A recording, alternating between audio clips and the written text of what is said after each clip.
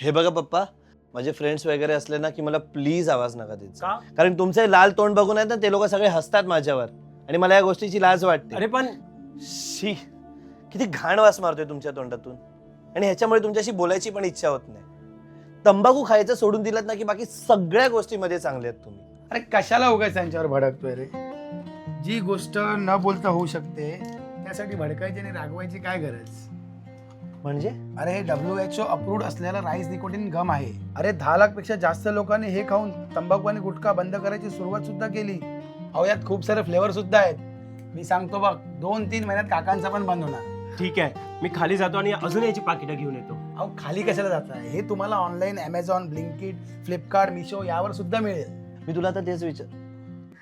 बापासाठी मुलगा कितीही चुकला तरी बाप त्याला नेहमी सुधारण्याची संधी देतो आणि आज हा तोच बाप आपल्या मुलाकडे सुधारण्याची संधी मागतो. बाळा देशील ना?